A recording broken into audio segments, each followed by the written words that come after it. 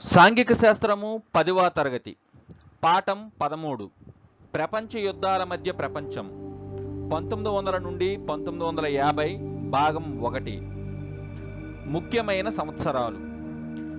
ఈ వీడియోలో ఈ పాఠ్యాంశానికి సంబంధించి ముఖ్యమైన సంవత్సరాలు, ఆ సంవత్సరాలలో జరిగిన సంఘటనలను ఒక కాలక్రమ పద్ధతిలో వివరించుకుందాం. 1870 ఈ సంవత్సరంలో ఫ్రాంకో ప్రషియన్ యుద్ధం జరిగింది. ఈ యుద్ధంలో ప్రషియా ఛాన్సలర్ లేదా జర్మనీ ఛాన్సలర్గా పిలువబడుచున్న బిస్మార్క్ నేతృత్వంలో ఉన్న ప్రషియా ఫ్రాన్స్ను ఓడించి ఫ్రాన్స్ను ఏకాకిగా చేయడానికి 1879వ సంవత్సరంలో ఆస్ట్రియాతో ఒక ఒప్పందాన్ని కుదుర్చుకుంది. ఇక్కడ ఒక విషయాన్ని గమనించాలి. నాటి ప్రషియాయే ప్రస్తుతము జర్మనీగా పిలువబడుచున్నది. ఫ్రాంకో ప్రషియన్ యుద్ధంలో ఫ్రాన్స్ను ఓడించిన తర్వాత నాటి జర్మనీ ఛాన్సలర్ బిస్మార్క్ ఫ్రాన్స్ను ఏకాకిగా ఒంటరిగా చేయడానికి 1879వ సంవత్సరంలో ఆస్ట్రియాతో ద్విరాజ్య సంధిని చేసుకోవడం జరిగింది. ద్విరాజ్య సంధి ఏ రెండు దేశాల మధ్య జరిగింది అంటే జర్మనీ ఆస్ట్రియా దేశాల మధ్య జరిగింది. ఎప్పుడు జరిగింది అంటే 1879లో జరిగింది. ఈ సంధి ఎవరికి వ్యతిరేకంగా, ఏ దేశానికి వ్యతిరేకంగా చేసుకోవడం జరిగింది అంటే ఫ్రాన్స్కు వ్యతిరేకంగా చేసుకోవడం జరిగింది. తరువాత కాలంలో 1882వ సంవత్సరంలో ఈ ద్విరాజ్య సంధికి ఇటలీ కూడా చేరడం వలన, అంటే ద్విరాజ్య సంధిలో ఇటలీ కూడా చేరడంతో ఇది కాస్త త్రిరాజ్య సంధిగా మారింది. జర్మనీ, ఆస్ట్రియా, ఇటలీ ఈ మూడు దేశాలు చేసుకున్న ఒప్పందాన్ని త్రిరాజ్య సంధిగా పిలవడం జరుగుతుంది. ఏ సంవత్సరంలో జరిగింది? 1882వ సంవత్సరంలో జరిగింది. 1891 ఈ సంవత్సరంలో ఫ్రాన్స్ ఏమో రష్యాతో ఒప్పందం కుదుర్చుకోవడం జరిగింది. ఇదివరకే మనం ఫ్రాన్స్ను ఒంటరిగా చేసి జర్మనీ ఆస్ట్రియాతోనూ ఇటలీతోనూ ఒప్పందాలను కుదుర్చుకుంది. దానికి వ్యతిరేకంగా, జర్మనీకి వ్యతిరేకంగా ఫ్రాన్స్ ఏమో రష్యాతో 1891వ సంవత్సరంలో ఒప్పందాన్ని చేసుకుంది. తర్వాత కాలంలో 1904వ సంవత్సరంలో ఫ్రాన్స్ ఏమో బ్రిటన్తో కూడా ఒప్పందాన్ని చేసుకుంది. ఇవి కాస్త 1907వ సంవత్సరంలో ఈ మూడు దేశాలు కలిసి, అంటే రష్యా, ఫ్రాన్సు, బ్రిటన్ ఈ మూడు దేశాలు కలిసి మిత్రరాజ్య కూటమిగా ఏర్పడ్డాయి. అక్కడ మనము త్రిరాజ్య కూటమిని చూసాం. 1882వ సంవత్సరంలో జర్మనీ, ఆస్ట్రియా, ఇటలీ ఈ మూడు దేశాలు కూడా త్రిరాజ్య కూటమిగా ఏర్పడ్డాయి. ఆ కూటమికి వ్యతిరేకంగా 1907వ సంవత్సరంలో రష్యా, ఫ్రాన్సు, బ్రిటన్ ఈ మూడు దేశాలు కూడా మిత్రరాజ్య కూటమిగా ఏర్పడ్డాయి. ఈ త్రిరాజ్య కూటమిని, మిత్రరాజ్య కూటమిని రహస్య ఒప్పందాలు అంటారు. ఈ రహస్య ఒప్పందాలే తరువాత కాలంలో మొదటి ప్రపంచ యుద్ధానికి, రెండవ ప్రపంచ యుద్ధానికి ప్రధాన కారణమయ్యాయి. 1914 జూలై 28 మొదటి ప్రపంచ యుద్ధ ప్రారంభం. వాస్తవానికి 1914 జూన్ 28 అంటే ఒక నెల రోజుల ముందు ఆస్ట్రియా యువరాజు అయిన ఫెర్డినాండును ఒక సెర్బియన్ ఉన్మాది హత్య చేయడం జరిగింది. దీని ఫలితముగా, దీని కారణంగా ఆస్ట్రియా సెర్బియాపై యుద్ధాన్ని ప్రకటించింది. 1914 జూలై 28న ఆ యుద్ధాన్ని ప్రకటించడం జరిగింది. ఇదే మొదటి ప్రపంచ యుద్ధానికి నాంది. అంటే మొదటి ప్రపంచ యుద్ధానికి తక్షణ కారణము ఆస్ట్రియా యువరాజు అయిన ఫెర్డినాండును ఒక సెర్బియన్ ఉన్మాది హత్య చేయడము. దీని ఫలితంగా తరువాత కాలంలో ఆస్ట్రియాకు మద్దతుగా త్రిరాజ్య కూటమిలో భాగమైన జర్మనీ, మిగతా దేశాలు, సెర్బియాకు మద్దతుగా మిత్రరాజ్య కూటమి దేశాలు అంటే బ్రిటను, ఫ్రాన్సు, రష్యాలు యుద్ధంలో పాల్గొన్నాయి. అంటే ఒక ఆస్ట్రియాకు, సెర్బియాకు మధ్య ప్రారంభమైన ఒక చిన్న యుద్ధము తరువాత కాలంలో ఆస్ట్రియాకు మద్దతుగా త్రిరాజ్య కూటమిలోని దేశాలు ఆస్ట్రియాకు, మిత్రరాజ్య కూటమిలోని దేశాలు సెర్బియాకు మద్దతుగా యుద్ధములో ప్రవేశించడంతో ఇది కాస్త ప్రపంచ యుద్ధముగా మారింది. అంటే మొదటి ప్రపంచ యుద్ధము అనేది త్రిరాజ్య కూటమిలోని దేశాలకు, మిత్రరాజ్య కూటమిలోని దేశాలకు మధ్య జరిగింది. 1918 మొదట ప్రపంచ యుద్ధం ముగింపు. త్రిరాజ్య కూటమిలోని దేశాలు ఓటమితో, మిత్రరాజ్య కూటమిలోని దేశాలు గెలుపుతో మొదట ప్రపంచ యుద్ధము 1918వ సంవత్సరంలో ముగిసింది. అంటే మొదట ప్రపంచ యుద్ధములో విజయం సాధించిన దేశాలు ఏవి అంటే మిత్రరాజ్య దేశాలు లేదా మిత్రరాజ్య కూటమి. 1919 వెర్సైల్స్ శాంతి ఒప్పందము. ఫ్రాన్స్లోని వెర్సైల్స్లో గెలిచిన దేశాలు, ముఖ్యంగా మొదటి ప్రపంచ యుద్ధంలో విజయం సాధించిన దేశాలు ఓడిపోయిన దేశాలతో ఒక శాంతి ఒప్పందాన్ని 1919లో ఫ్రాన్స్లోని వెర్సైల్స్లో చేసుకోవడం జరిగింది.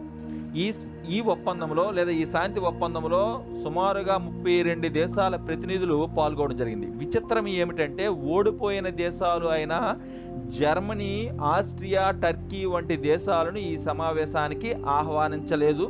అంతేకాకుండా ఓడిపోయిన దేశాలలో ముఖ్యమైన దేశమైన జర్మనీ పైన ఎక్కువ ఆంక్షలను కూడా ఈ శాంతి ఒప్పందంలో విధించడం జరిగింది. ఈ వెర్సైల్స్ శాంతి ఒప్పందంలో జర్మనీ పైన ఎక్కువ ఆంక్షలను విధించడం జరిగింది.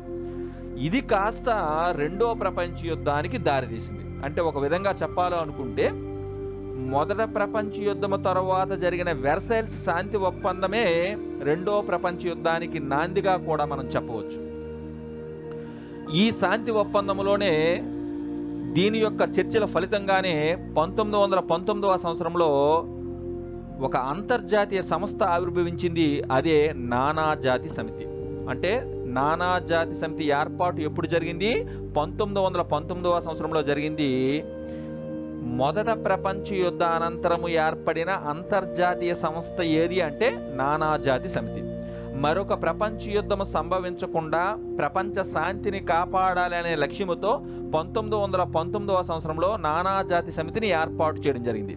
దీని యొక్క ప్రధాన కార్యాలయము స్విట్జర్లాండ్లోని జెనీవాలో ఉండేది. అయితే ఈ నానాజాతి సమితి ఏర్పడడానికి ప్రధాన కారకులు ఎవరు అంటే నాటి అమెరికా అధ్యక్షుడైన వుడ్రో విల్సన్.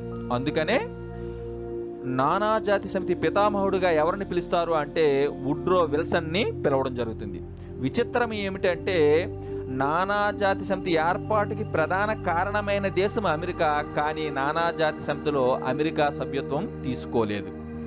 అందుకే తర్వాత కాలంలో నానాజాతి సమితి అనేది వైఫల్యము చెంది రెండో ప్రపంచ యుద్ధానికి దారితీసింది. 1918 బ్రిటిష్ మహిళలకు ఓటు హక్కు లభించింది. అంతర్జాతీయ మహిళా ఓటు హక్కు ఉద్యమ సంస్థను ఏర్పాటు చేసి మహిళా ఓటు హక్కు కొరకు అనేక ఉద్యమాలు జరిగాయి. ఆ ఉద్యమాల ఫలితముగా 1918వ సంవత్సరంలో బ్రిటన్ దేశంలో మహిళలకు ఓటు హక్కును కల్పించడం జరిగింది. 1929 తీవ్ర ఆర్థిక మాంద్యము ప్రారంభమైంది. 1929 నుంచి 1939 వరకు కూడా సుమారు 10 సంవత్సరాల కాలాన్ని తీవ్ర ఆర్థిక మాంద్య కాలముగా పిలవడం జరుగుతుంది. ఈ కాలములో విపరీతముగా ఉద్యోగాలు అనేవి, ఉద్యోగ కల్పన అనేది తగ్గిపోయి నిరుద్యోగత పెరిగి అనేక దేశాల యొక్క ఆర్థిక వ్యవస్థలు అస్థిరత్వంలోకి జారుకున్నాయి. దీని ఫలితముగా ముఖ్యంగా ఈ తీవ్ర ఆర్థిక మాంద్యం యొక్క ప్రభావానికి ఎక్కువగా గురైన దేశం ఏది అంటే జర్మనీ.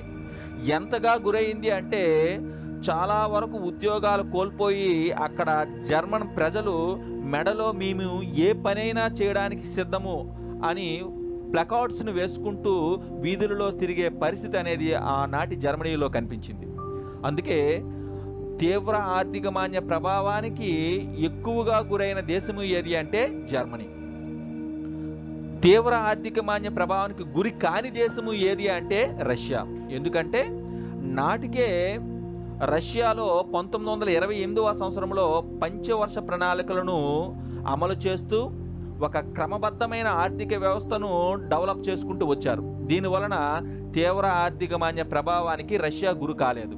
సో మరొకసారి తీవ్ర ఆర్థిక మాంద్య ప్రభావానికి ఎక్కువగా గురైన దేశం ఏది అంటే జర్మనీ. తీవ్ర ఆర్థిక మాంద్య ప్రభావానికి గురి కాని దేశం ఏది అంటే రష్యా. 1933 జర్మనీలో హిట్లర్ యొక్క ప్రభావము ప్రారంభమైన సంవత్సరం. 1939 సెప్టెంబర్ 1 రెండవ ప్రపంచ యుద్ధ ప్రారంభం. అసలు రెండవ ప్రపంచ యుద్ధానికి తక్షణ కారణం ఏమిటి అంటే, నాటి జర్మనీ నియంత అయిన హిట్లరు డాంజింగ్ రేవు పట్టణం విషయంలో పోలాండ్పై దాడి చేయడం. అనగా జర్మనీకి పోలాండ్కి మధ్య ప్రారంభమైన ఈ యుద్ధము తరువాత కాలంలో జర్మనీకి మద్దతుగా త్రిరాజ్య కూటమిలో ఉన్న దేశాలు యుద్ధంలో ప్రవేశించగా, పోలాండ్కు మద్దతుగా మిత్రరాజ్య కూటమిలో ఉన్న దేశాలు యుద్ధంలో ప్రవేశించాయి. దీని వలన ఇది కాస్త రెండవ ప్రపంచ యుద్ధముగా పరిణమించింది. 1941 రెండవ ప్రపంచ యుద్ధ కాలంలో రష్యాపై జర్మనీ దండెత్తిన సంవత్సరం. 1945 రెండవ ప్రపంచ యుద్ధం ముగింపు. త్రిరాజ్య కూటమిలో ఉన్న దేశాల ఓటమితో మిత్రరాజ్య కూటమిలో ఉన్న దేశాల విజయముతో రెండో ప్రపంచ యుద్ధము 1945వ సంవత్సరంలో ముగిసింది. రెండో ప్రపంచ యుద్ధ ముగిసిన అనంతరము 1945 అక్టోబర్ 24వ తేదీన ఒక అంతర్జాతీయ సంస్థ ఏర్పడింది. అదే ఐక్యరాజ్య సమితి. అంటే రెండో ప్రపంచ యుద్ధ అనంతరము మరొక ప్రపంచ యుద్ధము జరగకుండా ప్రపంచ శాంతిని కాపాడాలనే లక్ష్యముతో ఏర్పడిన అంతర్జాతీయ సంస్థే ఐక్యరాజ్య సమితి. ఎప్పుడు ఏర్పడింది అంటే 1945 అక్టోబర్ 24న ఏర్పడింది. కావున ప్రతి సంవత్సరము అక్టోబర్ 24వ తేదీన ఐక్యరాజ్య సమితి దినోత్సవముగా యావత్ ప్రపంచము కూడా జరుపుకుంటుంది. ఈ ఐక్యరాజ్య సమితి యొక్క ప్రధాన కార్యాలయము అమెరికాలోని న్యూయార్క్లో కలదు. అసలు ఐక్యరాజ్య సమితి ఏర్పడడానికి ప్రధాన కారకుడు నాటి అమెరికా అధ్యక్షుడు అయిన ఎఫ్డి రూజ్వెల్ట్. అందువలన ఎఫ్డి రూజ్వెల్ట్ను ఐక్యరాజ్య సమితి పితామహుడిగా కూడా పిలవడం జరుగుతుంది. మొదటి ప్రపంచ యుద్ధము, రెండవ ప్రపంచ యుద్ధములో పాల్గొన్న వివిధ కూటములలో ఉన్న దేశాలను ఒక పట్టిక రూపంలో చూద్దాం. మొదటి ప్రపంచ యుద్ధంలో పాల్గొన్న మిత్రరాజ్య కూటమిలో ఉన్న దేశాలు Russia, France, England, America, Italy. అదేవిధంగా మొదటి ప్రపంచ యుద్ధంలో పాల్గొన్న అక్షరాజ్య కూటమిలో ఉన్న దేశాలు ఆస్ట్రియా, హంగేరీ, జర్మనీ, టర్కీ. తర్వాత రెండో ప్రపంచ యుద్ధంలో పాల్గొన్న మిత్రరాజ్య కూటమిలో ఉన్న దేశాలు Russia, France, England, America, China. రెండో ప్రపంచ యుద్ధంలో పాల్గొన్న అక్షరాజ్య కూటమి లేదా కేంద్ర రాజ్య కూటమిలో ఉన్న దేశాలు జర్మనీ, ఇటలీ, జపాన్. ఇక్కడ ఒక విషయం ఏంటంటే, మొదటి ప్రపంచ యుద్ధంలో పాల్గొన్న ఆస్ట్రియా, హంగేరీ, జర్మనీ, టర్కీ ఈ దేశాల కూటమిని అక్షరాజ్య కూటమిగా పిలవడం జరుగుతుంది. అదే రెండవ ప్రపంచ యుద్ధంలో పాల్గొన్న జర్మనీ, ఇటలీ, జపాన్ ఈ దేశాల కూటమిని కేంద్ర రాజ్య కూటమిగా పిలవడం జరుగుతుంది. అక్షరాజ్య కూటమికి, కేంద్ర రాజ్య కూటమికి కూడా నాయకత్వం వహించిన దేశం ఏది అంటే జర్మనీ. అదేవిధంగా మిత్రరాజ్య కూటమికి నాయకత్వం వహించిన దేశం ఏది అంటే ఇంగ్లాండ్. ఈ రెండు ప్రపంచ యుద్ధాలలో కూడా విజయం సాధించిన కూటమి ఏది అంటే మిత్రరాజ్య కూటమి.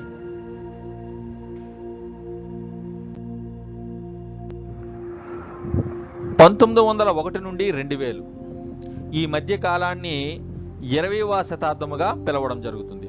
శతాబ్దము అంటే 100 సంవత్సరాలు. 1901 నుంచి 2000వ సంవత్సరం వరకు ఉండే కాలాన్ని 20వ శతాబ్దముగా పిలవడం జరుగుతుంది. ఈ 20వ శతాబ్దంలో భాగంగా అంటే 1901 నుంచి 1950 మధ్య కాలంలో అనేకమైన తీవ్రమైన ప్రపంచాన్ని ప్రభావితం చేసే సంఘటనలు జరిగాయి.